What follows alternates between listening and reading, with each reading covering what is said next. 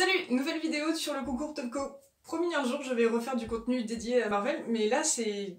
Disons que ça me prend beaucoup de temps et même si je lis des choses Marvel, en fait souvent je les lis pour me préparer au concours. Donc vous avez vu que je suis en train de lire vraiment du Topco pour essayer de comprendre l'univers, que ça soit Darkness ou que ça soit les productions actuelles.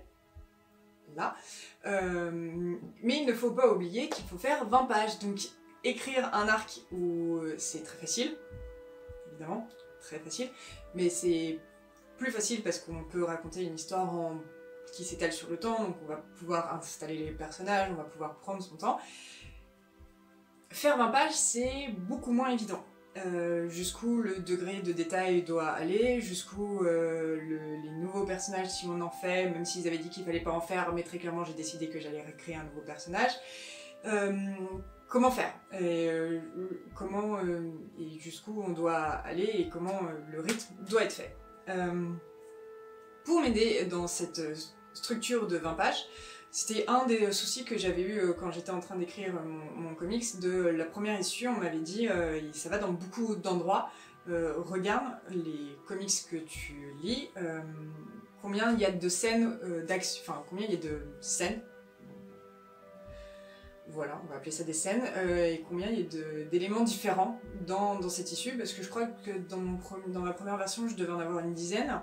On m'a dit, j'ai dit, ça fait beaucoup, je pense qu'il faudrait pas aller au-delà de 4. Finalement, donc j'ai compté les issues que j'avais, sur lesquelles je voulais m'inspirer, et au final, c'était entre 6 et 7. Donc il fallait juste que je réduise un peu, mais c'était pas non plus 4, parce que de 10 à 4, il faut réduire beaucoup. Donc est-ce que ça fait dire qu'il y a plus de dialogue, ou est-ce que je peux pas changer de... Il y a une scène qui va être dans la rue, il y a une scène qui va être dans un bar, il y a une scène qui va être dans une maison, il y a une scène qui va être dans un aéroport. Ça y change beaucoup. Et donc j'ai décidé de faire pareil ici, en sachant que il faut que ce soit des histoires courtes. Je crois que je vous l'avais dit dans la vidéo numéro 2 que justement j'allais faire ça, et j'ai décidé en fait de lire des annuels. Donc j'ai commencé par... faut vraiment pas s'intéresser à la couverture qui est très dégueulasse, mais à l'intérieur en fait donc c'est une histoire très courte de Emma Frost qui décide de devenir, enfin comment Emma Frost arrive à devenir le Black King au sein du Hellfire Club, et donc c'est dessiné par Bacalo, c'est vraiment très très cool, et c'est Léa Williams au scénario. Donc voilà, donc en fait je l'ai lu et évidemment après je l'ai découpé en actions et j'ai regardé combien une action scène ça prend de pages. Et donc je vais faire pareil, donc avec l'annuel de All New Wolverine, avec l'annuel de Doctor Strange, avec l'annuel de Domino et l'annuel des X-Men. Et je crois que si mes souvenirs sont bons, donc j'ai lu aussi du Spawn qui était le numéro de Noël, je ne sais plus quel numéro qu'on m'avait conseillé. Et aussi un Black Widow qui était dans le run de Edmondson et Noto. Je sais qu'à un moment il y a un numéro qui a une espèce de one shot, enfin qui est tout seul et qui me va pas mal.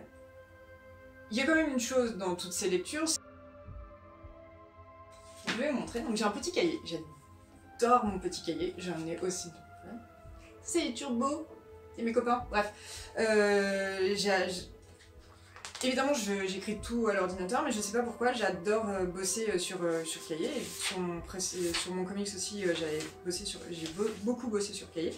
Bref, je vais vous montrer. Donc en fait, ça, voilà, c'est le Spawn 39 que Cyril m'avait conseillé. Et donc je décris en fait les étapes et je mets combien de pages. Donc, notamment pour le Black, le X-Men Black sur Emma Frost.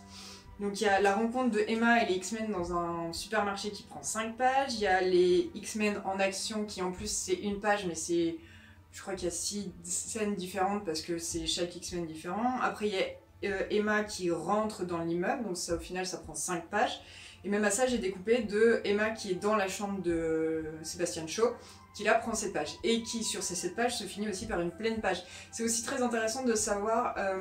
où sont les pleines pages et qu'est-ce qu'elles montrent. Parce qu'en vrai, une pleine page, même si ça peut être très cool, ou une double page, ça a toujours un but dans les layouts, ça ne se fait jamais de manière très gratuite. Je crois que j'en avais déjà parlé dans la vidéo d'analyse sur les pleines pages de Magic Order.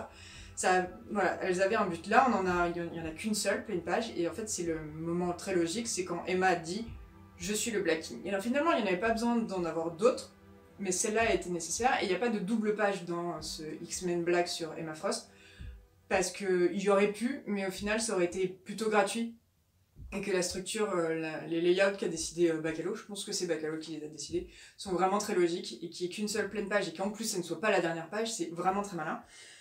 Donc il y a ça, et après il y a les X-Men qui découvrent qu'ils se sont fait rouler, donc ça revient sur une page, et en fait c'est un espèce de miroir par rapport à la première page où on les voit partir en action, et Emma qui est vraiment le Black King, mais qui là en fait c'est autre chose, enfin c'est pas le moment.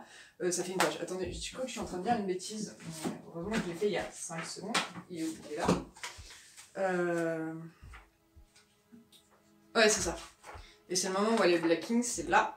Donc c'est la dernière page, ça c'est une autre histoire. Et en effet, donc j'ai pas dit de bêtises, c'est bien une page. Donc on peut vraiment finir, c'était dans Paper Girl, toutes les fins d'issues se finissent par une pleine page. Et c'est un truc que j'ai fait dans comics à moi. Toutes les issues se finissent par une pleine page.